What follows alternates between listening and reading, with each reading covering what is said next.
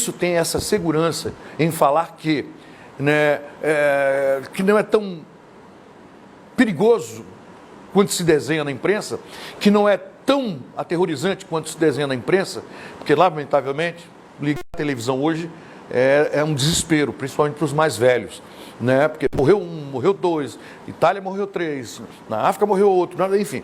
Então, me perguntam sempre, Siqueira, será que o presidente Jair Messias Bolsonaro, ele não tem uma informação privilegiada, ele, por ser um militar do Exército Brasileiro, ele que tem o conhecimento, né, militar, o senhor não teria, o senhor tem é só esperança de brasileiro, enfim, o senhor teria essa resposta?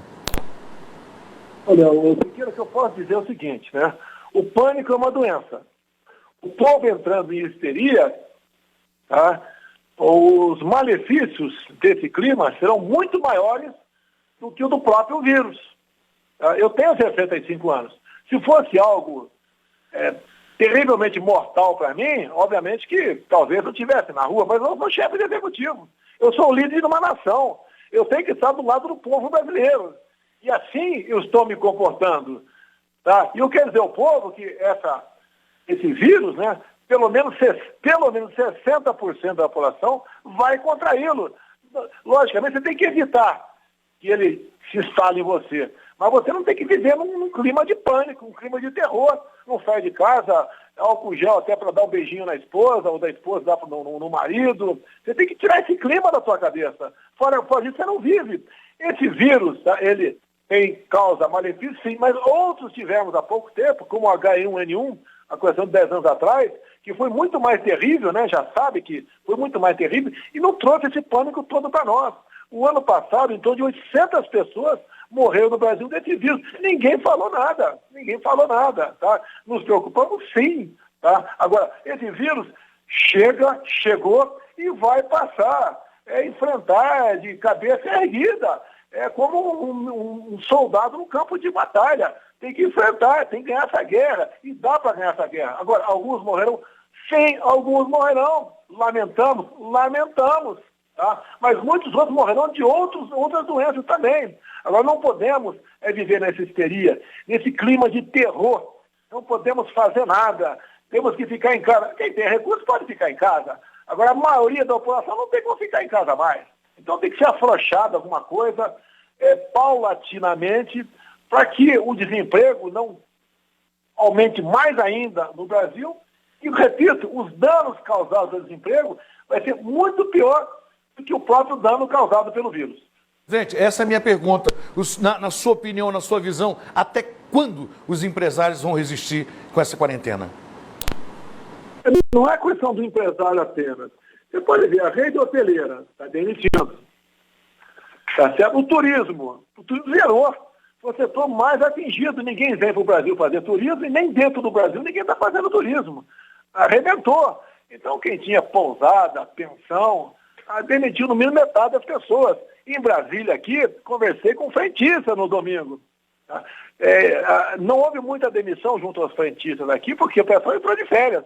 Mas se a situação assim persistir após a volta dessas férias, teremos demissões. Em alguns postos, teve demissão também. Em especial lá em Itaguatinga, conversei com vários frentistas naquela região. Agora, o Siqueira, temos que enfrentar, temos que decidir. Eu trato das duas questões simultaneamente. Eu trato da questão da doença, preservação da vida e preservação do emprego. E você sabe que o povo, passando necessidade grave e uma quantidade enorme da população, nós não podemos ter saque, invasão de supermercado. Que já começou, né? Que já começou. Do país, sem lei. Nós queremos evitar isso aí. O senhor tem enfrentado reações do Congresso, né? Mas como é que uniu o país todo na mesma direção num momento como esse, presidente? Eu não entendi a tua pergunta, Siqueira. O senhor está enfrentando muita reação do Congresso, enfim, né? Como é que faz nesse momento para unir todo mundo, para a gente arrumar uma solução, uma saída? Olha, alguns problemas que tem no Congresso não são de agora, desde quando eu assumi o governo. A mesma coisa a reação por parte de muitos governadores, não é de agora, é desde o início do ano passado. Tá? Hoje, por exemplo, o Congresso deu mais uma prova de que realmente não existe diferença, né? E possa sobressair a necessidade da nação. O Senado aprovou o abono de R$ 600 para os informais. O Congresso, há 2 semanas, aprovou o estado de calamidade. Então, o Congresso tem a sua participação. Obviamente, é um Congresso dos sonhos, né? Nós, cada um tem o que falar sobre o Congresso. Mas o Congresso, nesse momento de crise, está fazendo a sua parte. Presidente, o que mais me perguntam também é sobre a soltura dos presos, inclusive de líderes de facções e grupos criminosos que dominam as cadeias no Brasil, né? E tudo por causa do coronavírus. Eu queria a sua opinião. O que é que a gente vai fazer? Olha, a decisão não foi do governo federal, não foi do Ministério da Justiça, veio do Conselho Nacional de Justiça.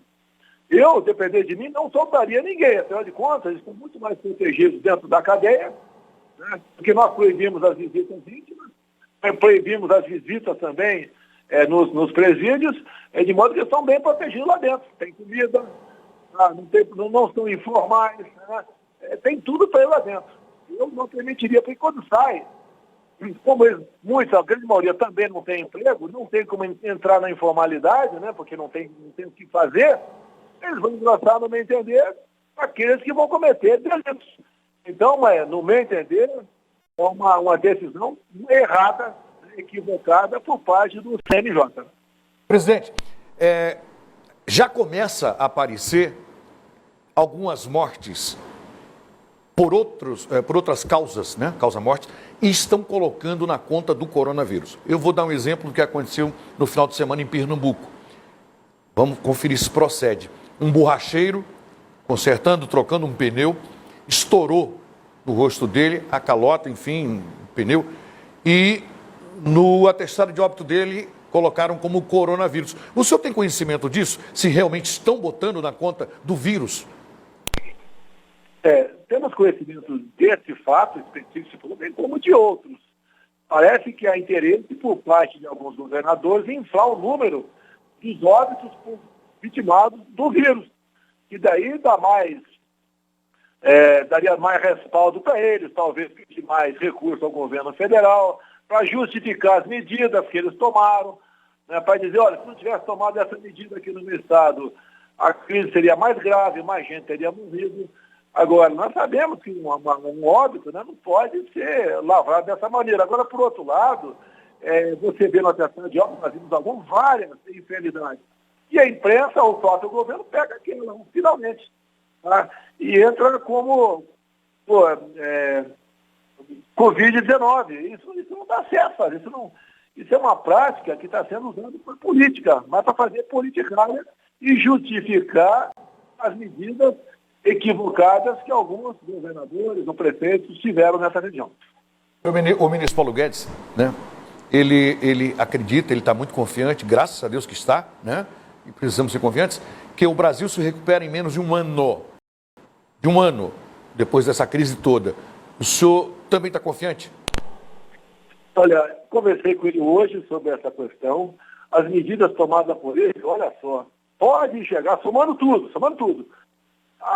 por volta de 800 bilhões de reais. Tá? Falou alguma coisa reservadamente, me permite não te dizer. O que ele expôs para mim hoje, essa possibilidade de recuperar em um ano, né, a economia é possível. Nós daqui, quando acabar essa crise, né, mais um ano, voltarmos ao estágio que estava em janeiro agora. Isso é possível, sim. Afinal de contas, como eu conversei com o Tarcísio hoje da infraestrutura, né, os nossos portos, né, cresceram 20% agora nesse último mês de fevereiro. Cresceram 20% com a questão do vírus aí presente. Então, o Brasil é um país que ele funciona. O agronegócio dá um grande exemplo nisso. Os nossos caminhoneiros que enfrentam dificuldades nas estradas, com os restaurantes fechados, por casa de autopeças, borracharia fechada, também estão enfrentando esse problema, também, né, no meu entender, medidas exageradas por parte de alguns governadores e alguns prefeitos, mas tem mostrado que a nossa economia está reagindo. Agora, aqui dentro, nós sabemos que eu não tenho o número exato, mas, por exemplo, Venda de carro deve ter caído 50%. Tá? Vários restaurantes, caiu aí os 90%. Turismo, caiu 1%. Tá? Outras atividades, que eram um pouco menos. Eu tenho visto, se queira acredite, a polícia indo prender um barbeiro que estava cortando o cabelo do vizinho dentro de casa. Esse é absurdo. Chegou para mim informações, vimos fotografia do prefeito que resolveu botar caminhões de terra na entrada da cidade, para ninguém entrar na cidade dele. Se uma grávida tiver que sair para o hospital, não vai sair. Se alguém sofrer um infarto, não vai sair da cidade também. Vi também um município do Rio de Janeiro que o prefeito determinou. Carro de placa de outra cidade não circula na minha cidade. Tá? O governador do Rio proibiu o transporte intermunicipal. Então o pessoal que mora na Baixada Fluminense não pode ir para o centro da cidade. E 40% dos enfermeiros dos hospitais moram na Baixada Fluminense e trabalham na capital. Então essas medidas todas que têm que ser evitadas de qualquer maneira para que o colapso não aumente. Então o Brasil tem sido um aliado excepcional nessa questão. Mostra-se uma economista realmente que tem coração. Não apenas números estão na tua cabeça, tem coração, tem um espírito humanitário enorme, dado as medidas que ele tem tomado. Ao conseguirmos aqui furar o estado, o estado de calamidade, tá? Não está faltando recurso para a saúde e o desemprego, e combater o desemprego. Presidente, eu não vou tomar mais o tempo do senhor. Eu sei que o senhor está numa missão daquelas, né? Para um gestor político. Eu queria convidar só o meu elenco para agradecer ao senhor esse tempo que o senhor deu para nós. Muito obrigado. Pedir a proteção de Deus ao senhor, para o senhor, que não lhe falte firmeza, saúde para conduzir esse país nesse momento. E que Deus lhe dê orientação mesmo, orientação divina. Em nome da Rede Calderaro de Comunicação, da TV A Crítica, que sempre o recebeu com carinho e respeito, quero agradecer a atenção do presidente, em nome do DICICA, pessoal da Rede TV, do Marcelo, do Amilcare, França, toda a nossa equipe, do DICICA, do Betinho, da dona Cristina Calderaro. Presidente, muito obrigado. Que o Senhor Jesus Cristo esteja com o senhor, lhe dando proteção, que proteja o nosso Brasil, que o senhor continue sã e continue que não é fácil para ninguém. É muito difícil. Que Deus esteja com o senhor e salve o Brasil. Muito obrigado. Como eu dito sempre, né, o nosso Brasil acima de tudo e Deus acima de todos. Tenho fé e tenho certeza que Ele não nos faltará. Muito obrigado a todos. Obrigado, Brasil, obrigado. E que Deus esteja com a gente, né? Estejam com todos nós. Amém. A justiça um dia chega. No Rio de Janeiro.